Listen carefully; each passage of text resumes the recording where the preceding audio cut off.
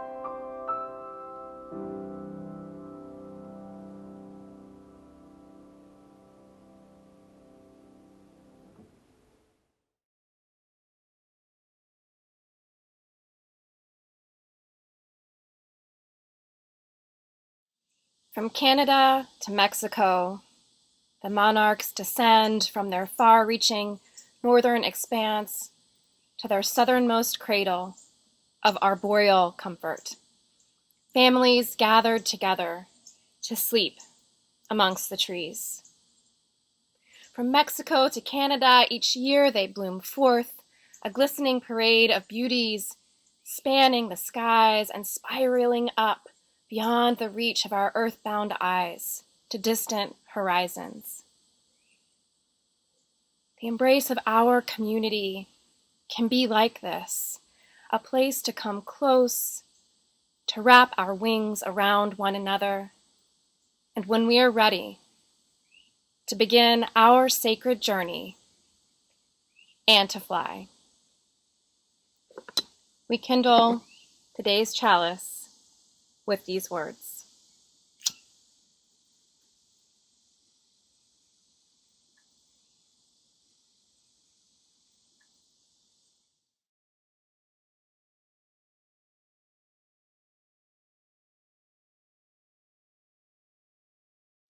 Recently, our congregation has been exploring the question, who is our neighbor?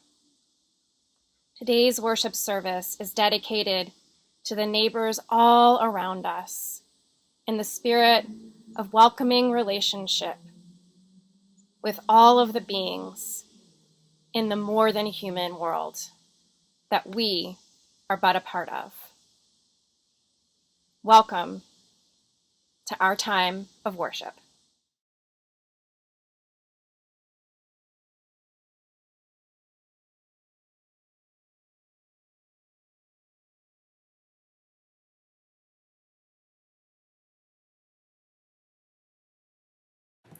Hi everybody, my name is Mark David Buckles, and I'm going to be sharing the song Bright Morning Star with you. I hope you'll sing it with me. Some of you might be familiar with the song in the Unitarian Universalist hymnal, Bright Morning Stars. My understanding is that the song originally was Bright Morning Star, about our sun. Bright morning star is arising, or bright morning stars arising. This is also a different melody from maybe the one you've heard. It's, in my understanding, an old Appalachian melody, and it's got some additional verses written by my friend and colleague Matt Meyer. So here's how the song goes. Bright morning stars arising, bright morning stars arising, bright morning stars arising. Day is a breaking in my soul. So I'm going to line that out for you. I'll sing one line, invite you to sing it back with me. Bright morning stars arising, your turn. Bright morning stars arising. Bright morning stars arising, bright morning stars arising, bright morning stars arising, bright morning stars arising. Day is a breaking in my soul. Day is a breaking, day is a breaking in my soul. So let's try that whole thing together. Bright morning stars arising, bright morning stars arising, bright morning stars arising. Day is a breaking in my soul. Let's try that one more time. Bright morning stars arising, bright morning stars arising, bright morning stars arising. Day is a breaking in my soul. Rise up from morning slumber, rise up from morning slumber, rise up from morning slumber, rise up from morning slumber. Day is a breaking in my soul. Rise up and hear your calling. Rise up and hear your calling. Rise up and hear your calling. Rise up and hear your calling. Day is a breaking in my soul. Oh, lift your voice to heaven. Oh, lift your voice to heaven. Oh, lift your voice to heaven. Oh, lift your voice to heaven. Day is a breaking in my soul. We'll sing out loud for justice. We'll sing out loud for justice. We'll sing out loud for justice. We'll sing out loud for justice. Day is a breaking in my soul. We'll build this faith together. We'll build this faith together. We'll build this faith together. We'll build this faith together. Day is a breaking in my soul. Bright morning star arising. Bright morning stars arising. Bright morning stars arising. Day is a breaking in my soul. One more time, bright morning stars arising. Bright morning stars arising. Bright morning stars arising. Day is a breaking in my soul. Day is a breaking. Day is a breaking in my soul. Day is a breaking. Day is a breaking in my soul. a breaking in my soul.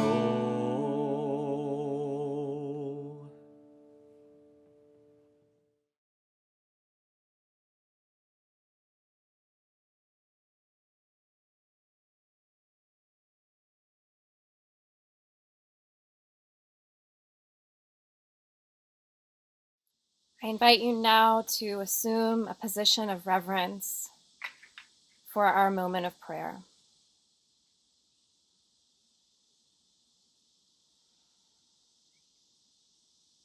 Spirit of life and love that surrounds us, that exists beyond all things and permeates us to our core.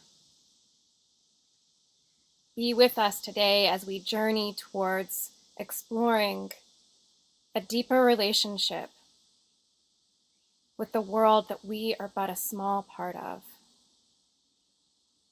Help open us to new friendships. Help expand our minds to greater beauty and awe. Help increase our capacity for love and understanding. Help open our hearts and minds and souls to relationship, to partnership.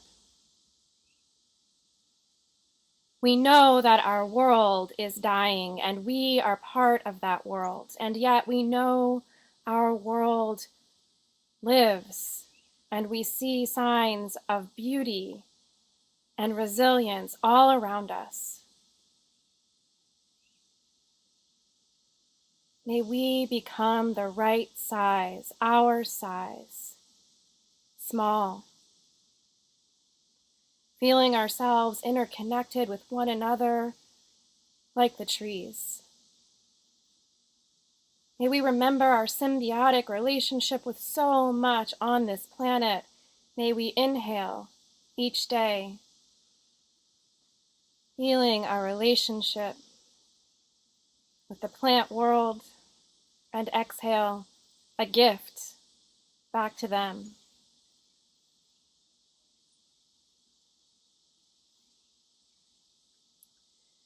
Spirit of life, we come today with hearts breaking for all of those who are suffering from climate change and destruction, especially those who have suffered and some who have died from the recent heat and from the recent fires and from the recent storms, winds, rains, hurricanes, earthquakes, and other natural disasters that show the lack of balance.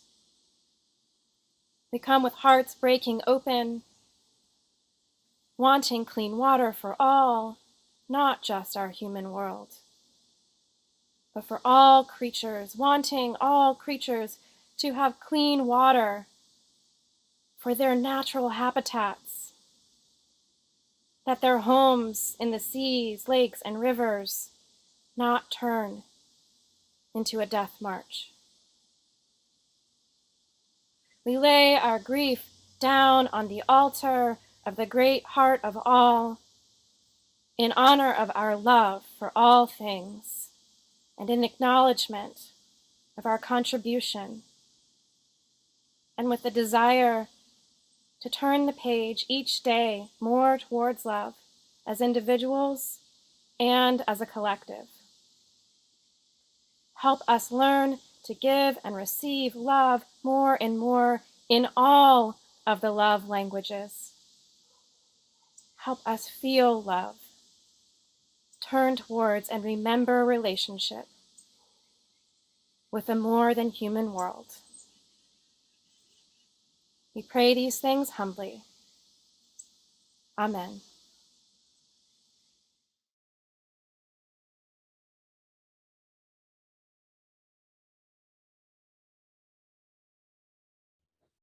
This guided meditation will be on our 5 love languages, a concept introduced in a book by Gary Chapman.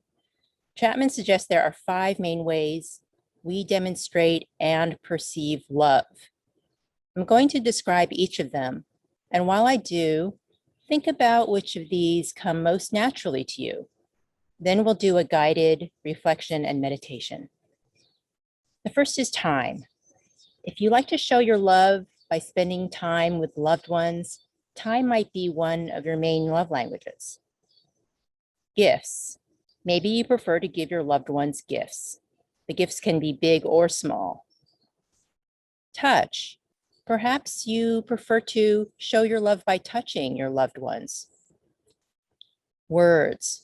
Perhaps you may enjoy showing your affection through words of praise or affirmation or affection.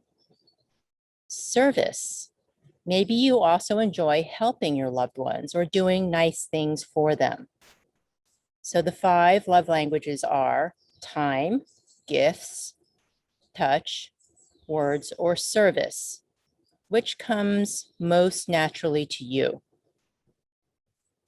I invite you now to close your eyes if you wish. Imagine in your mind's eye one or more loved ones, maybe family members, your partner, dear friends, or pets. Visualize them and feel the love as you show them love in your preferred manner.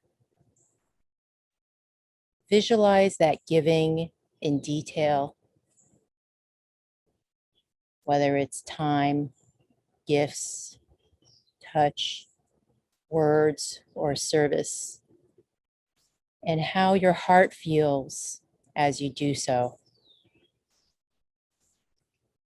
Now add your loved ones from nature to that circle, focusing now on them.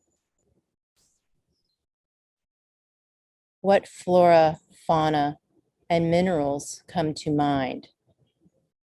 Maybe trees or forests, bees or birds, water or wind, or wild animal. Visualize them with your mind and feel your affection for them with your heart. Now imagine care for them using your preferred love language. What are you doing? Where are you doing it? And how? Who is there with you? Visualize it in as much detail as you can.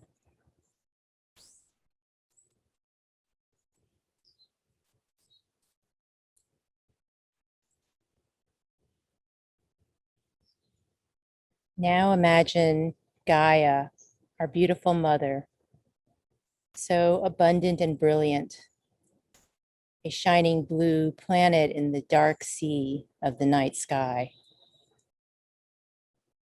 Notice the time she spends with you, for she's with you everywhere you go. Recall her gifts to you, including all your food, water, and shelter, but also the splendor of her landscapes and skyscapes. Even our technology and creature comforts come from Earth. Feel her touch, whether the air, the ground, or your creature comforts. Know that you cannot separate yourself from Earth, so therefore you're always in touch. Feel deeply, using your spidey senses, to savor her embrace as she communicates her unconditional love to you. Hear how she whispers her acceptance and unconditional love to you. Listen deeply, and you will hear it. Receive her care for you, her comfort, inspiration, a sense of peace and awe, and even entertainment. She loves you in all the love languages. And now imagine this as a reciprocal relationship in all the ways that we are loved by Earth. With your preferred love languages, how do you wish to reciprocate in your own beautiful and unique way? Visualize this reciprocation in detail. Feel her invitation to you to enrich your relationship together. If you feel comfortable, commit to at least one small thing to do later today, and consider a daily practice as you would with any other loved one that you're with every day.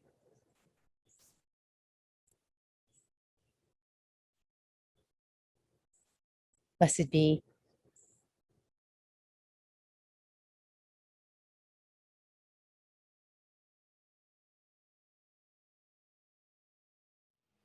There are more waters rising, this I know, this I know. There are more waters rising, this I know. There are more waters rising, they will find their way to me. There are more waters rising, this I know, this I know. There are more waters rising, this I know. There are more fires burning, this I know, this I know. There are more fires burning, this I know. There are more fires burning, they will find their way to me. There are more fires burning, this I know, this I know. There are more fires burning, this I know. There are more mountains falling, this I know, this I know. There are more mountains falling, this I know. There are more mountains falling, they will find their way to me. There are more mountains falling, this I know, this I know. There are more mountains falling, this I know. I will wade through the waters, this I know, this I know. I will wade through the waters, this I know. I will wade through the waters when they find their way to me. I will wade through the waters, this I know, this I know. I will wade through the waters, this I know. I will walk through the fires, this I know, this I know. I will walk through the fires, this I know. I will walk through the fires when they find their way to me. I will walk through the fires, this I know, this I know. I will walk through the fires, this I know. I will rebuild the mountains, this I know, this I know. I will rebuild the mountains, this I know. I will rebuild the mountains when they find their way to me. I will rebuild the mountains, this I know, this I know. I will rebuild the mountains, this I know. I will wade through the waters, this I know, this I know. I will wade through the waters, this I know. I will wade through the waters when they find their way to me. I will wade through the waters, this I know, this I know. I will wade through the waters, this I know. Our Share the Plate donations for the months of July and August will benefit Side by Side, a nonprofit organization that supports LGBTQ youth in Richmond.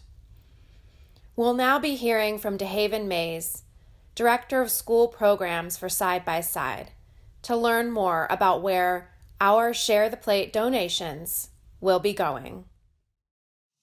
Hey y'all, this is DeHaven again. Hope everyone is doing well. I just wanted to go into some details of what y'all's money goes towards. So when we're in person, that money is used to pay for meals for up to around 40 youth, depending on the evening. We are able to provide free training to school environments in the greater Richmond area. That's a huge difference. We also use money to help keep up the building, to provide special events like our prom, our GSA summit, all different types of things. So please consider your money goes a long, long way, and no donation is too small. Thank you so much. Please stay safe. Take care.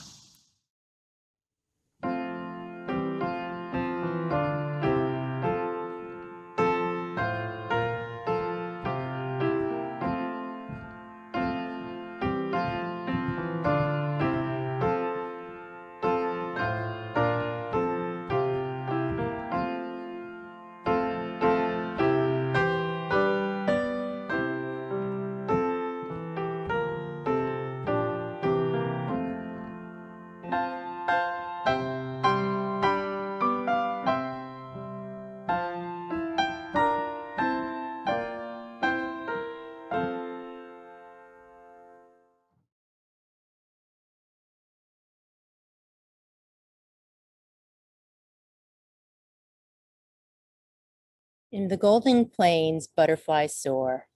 A soft breeze ripples my shirt. I walk through the open fields, stalking the monarch. She's determined to find green, milky milkweed to leave an egg, to begin a great cycle. The egg splits open, a chewing mouth begins to devour. The chubby larva peels off its skin. Ripe green chrysalides hang like raindrops, hang like ornaments, one after one, waiting their turn to become a flying stained glass window.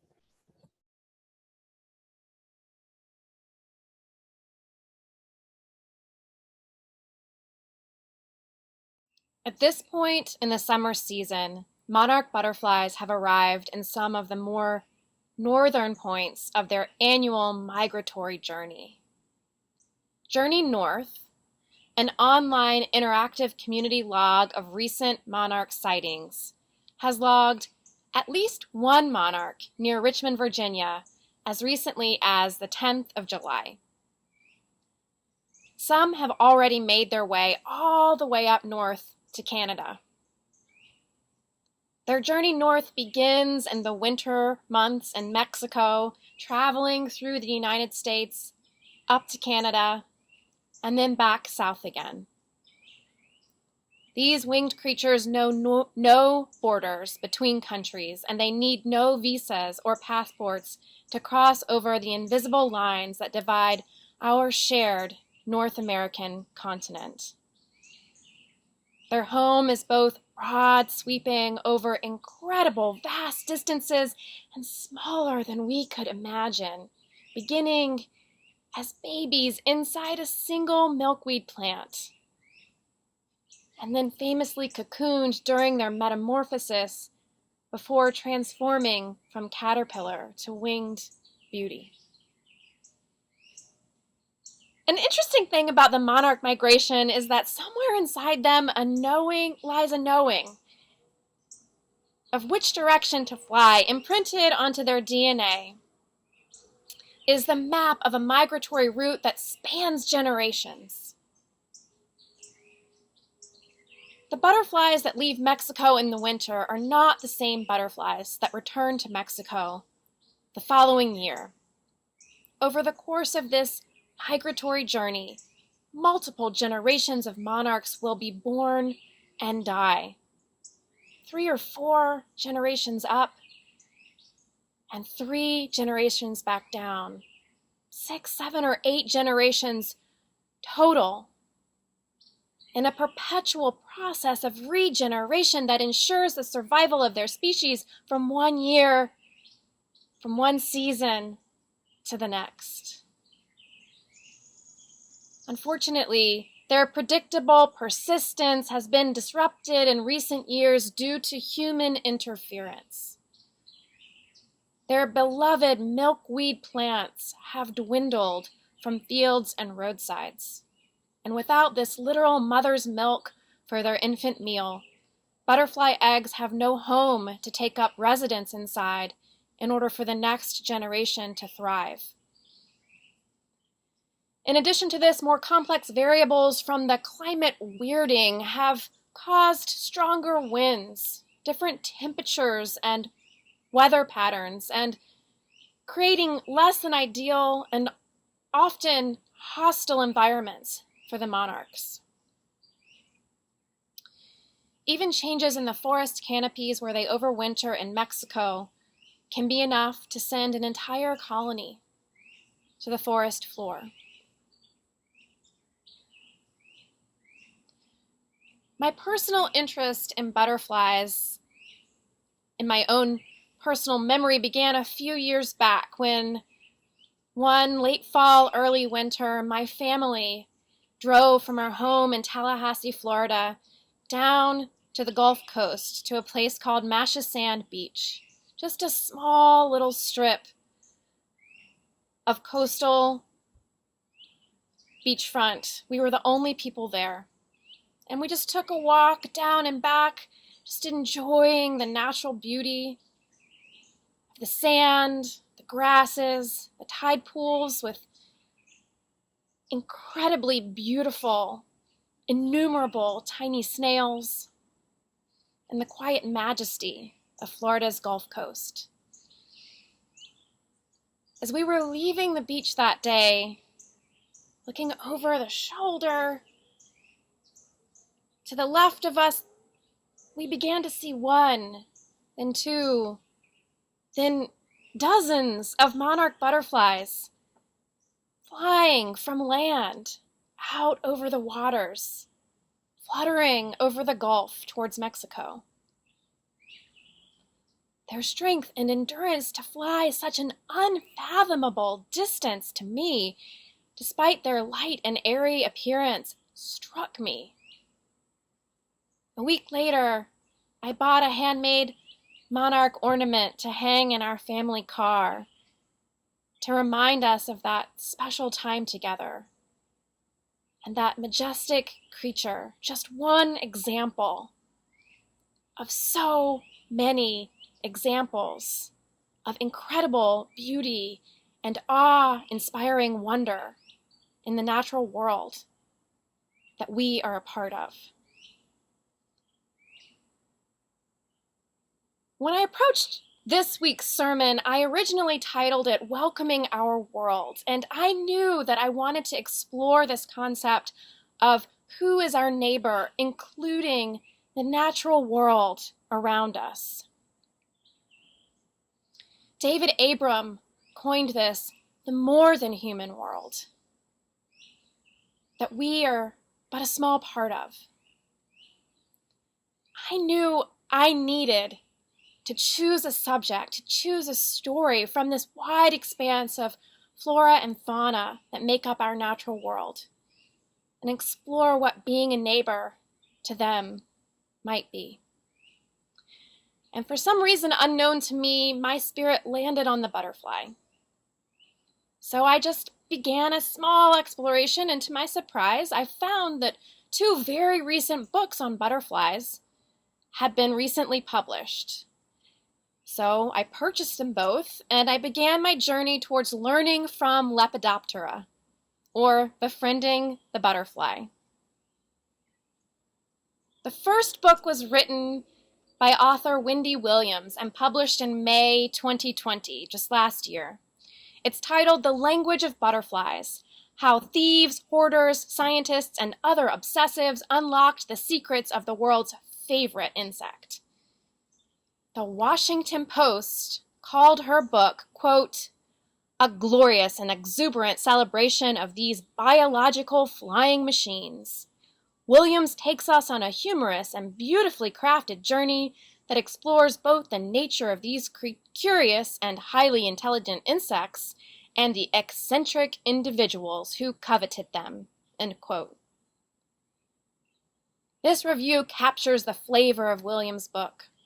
Her approach certainly does lend itself to seeing these creatures as biological flying machines, and in the spirit of capturing a specimen and pinning it inside a glass for up-close inspection and admiration, she enjoys a lingering glance over the history of human butterfly obsession.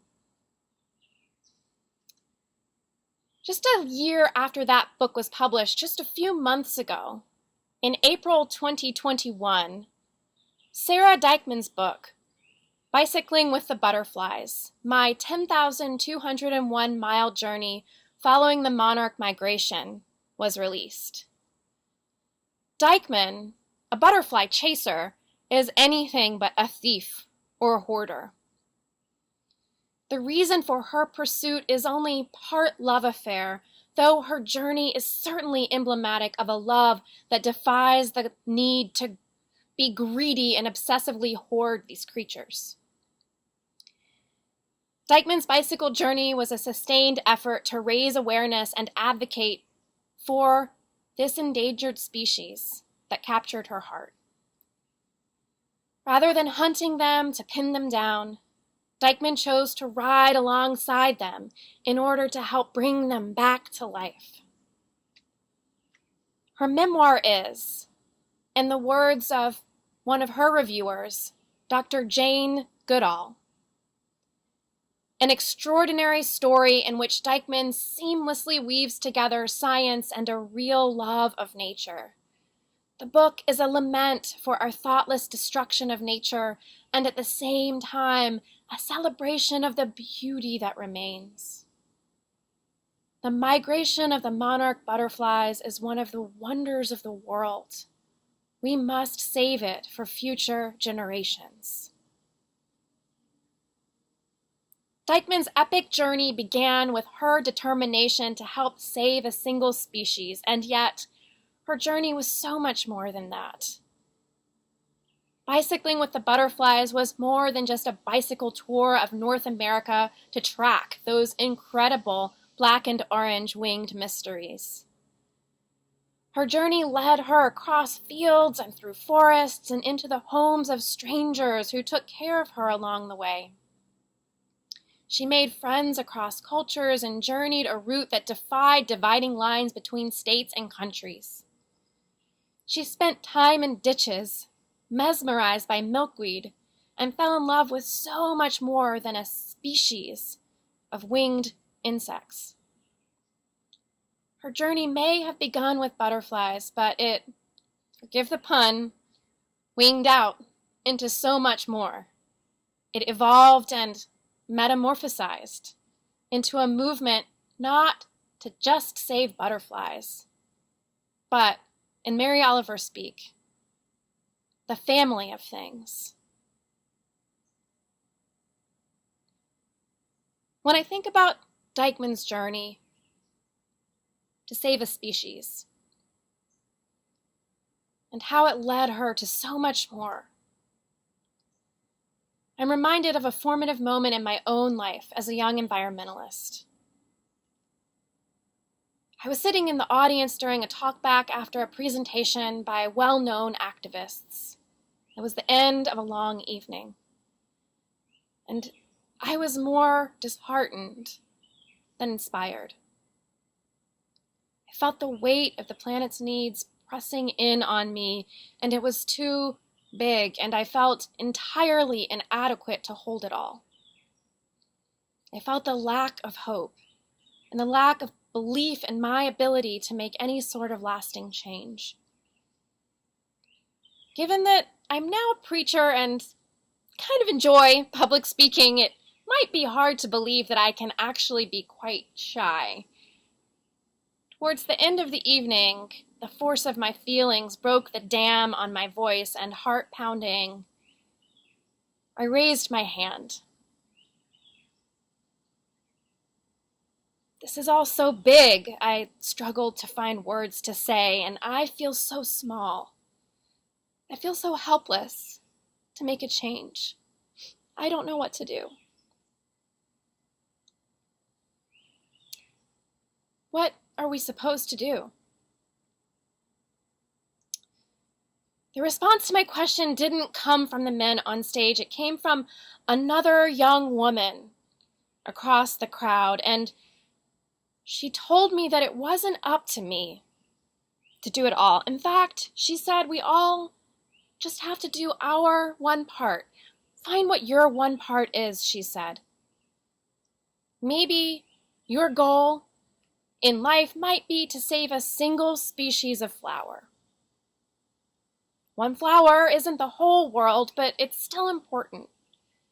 And if we each pitch in, then we can all work together to save the world.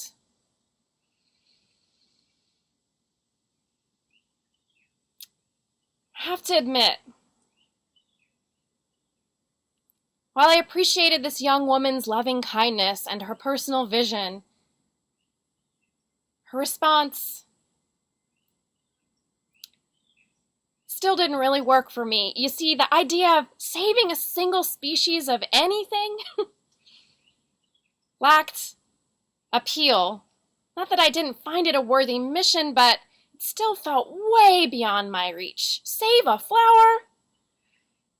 It didn't inspire my motivation to go out and choose a fern or a tree or a single species of anything and announce it was mine to save. In the years since, I have realized that this perspective, while worthwhile certainly, was still steeped in the individualism of our culture. It was her answer for me, but it wasn't an answer for us. Dykman's journey, while it might seem like the journey of one person to save one species, exemplifies how false this narrative of individualism truly is. Dykman didn't journey alone. She was supported by a complex network of community along the way. She was carried on the wind of kindness. She singularly biked all those miles, yes, and most of them she biked alone. Her internal compass and self-resolve is remarkable. And yet, if it was just about her own journey, it never would have happened. She did this not just for the butterflies, but for all of us, and she did it with our help. She shared her message with schools, and the schools kept inviting her because we as people felt that it was important enough to listen. This is an example of what Starhawk calls power with, a kind of leadership power that one has because others are genuinely interested and believe that what we have to say is valuable. And then together we lead one another. Without the interest of others, a leader has no one to lead but themselves. This opening into the family of things, the interconnectedness that the butterflies have with the rest of the world, including their primary food, the milkweed, but also the forests and the rain clouds and the sunshine and the winds and even their predators, the interconnectedness that includes us as their observers and allies, sometimes hoarders and obsessives, sometimes neglectors or voyeurs.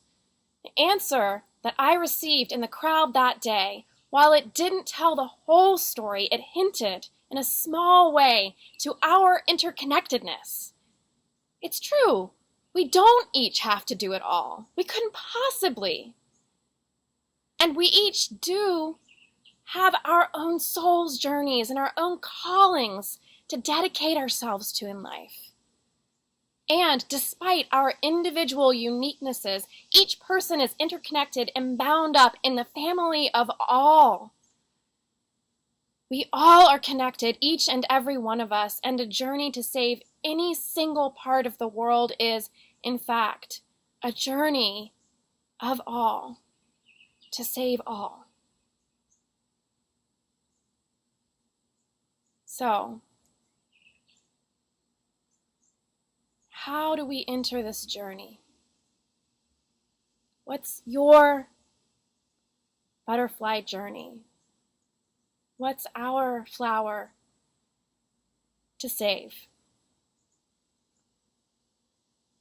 One answer to this question lies in relationship. For our summer months, we've been investigating the question, who's our neighbor? A neighbor is someone who we are in relation with.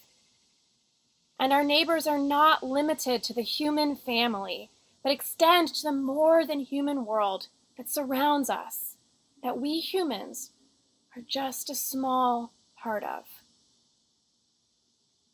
Dykman's journey with the butterflies is exemplary, not only of a mashup between athleticism and activism, but of a person who has stretched beyond the narrow view of human importance to include compassion for all living things. Susanna shared with us earlier in her guided meditation based on the 5 love languages by Gary Chapman. There are so many ways to love. In all ways of loving, proximity is paramount. Proximity. Getting close. Bending down to greet the milkweed, examining the green stalk. Taking a breath from your front porch. Walking with your feet in direct connection with the earth, or bending down to touch it with the palm of your hand. The sand, grass, dirt, soil. Following your intention, your desire. Just like I did when I followed my curiosity about butterflies, to see where it leads. May we all be blessed with loving relationships between ourselves and our kindreds all around us, giving and receiving in all manners of ways. May we open our hearts to pay attention and be curious enough to lead where the door of relationship guides us. May we each and every one learn to befriend the butterfly in our own unique way. May it be so. Blessed be, and amen.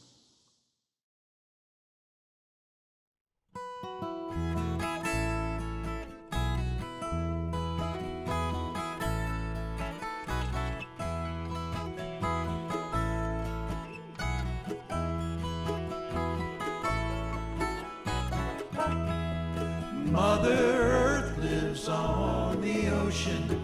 Mother Earth sails on the sea. I am blessed by her devotion. Mother Earth provides for me. When the grasslands crave the water and the harvest needs sunlight, these are times when I am helpless. Mother Earth makes all things right. Green trees grow on a mountain top. Birds still sing when the morning comes. Though I treat her carelessly, Mother Earth still cares for me. Mother Earth still cares for me.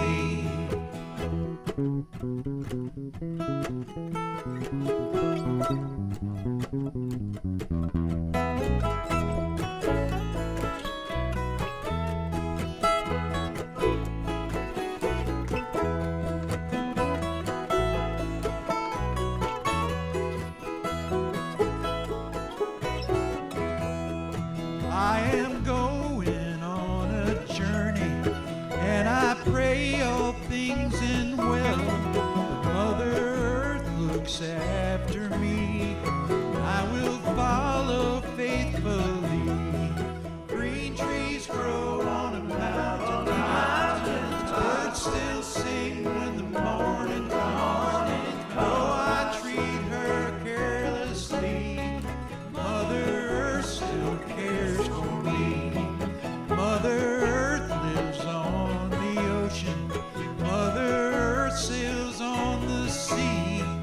I am blessed blessed by her devotion. Mother Earth provides for me. Mother Earth provides for me. Mother Earth provides for me. My Mother Earth provides for me.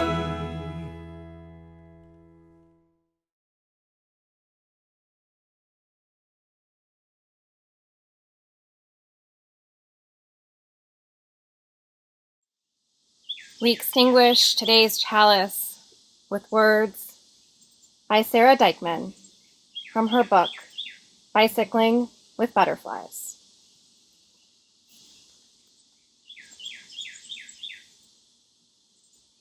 Human beings were not made to fight nature. Human beings are made of nature. When we are released to waltz among gardens, unburdened by the appetite of power, we can see our home in nature and see that we share our home with monarch butterflies and with all of the more than human world that we are but a part of.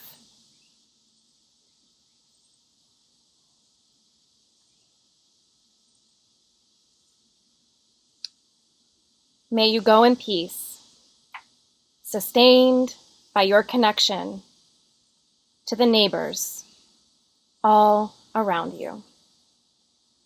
Blessed be.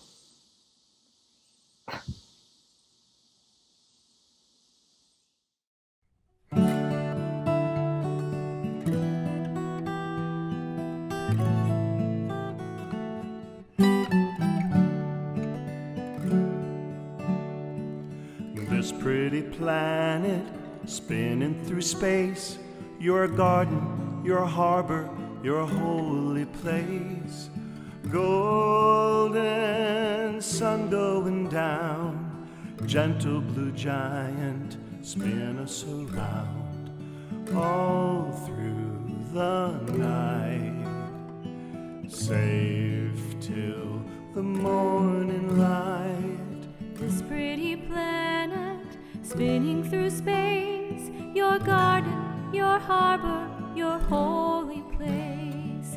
Golden sun going down, your gentle blue giant, spin us around. This pretty planet spinning through space, your garden, your harbor, your holy place. Golden sun going down, gentle blue giant, spin us around all through the night. Safe till the morning light. This pretty planet spinning through space, your garden, your harbor, your holy place. Golden sun going down, gentle blue giant, spin us around all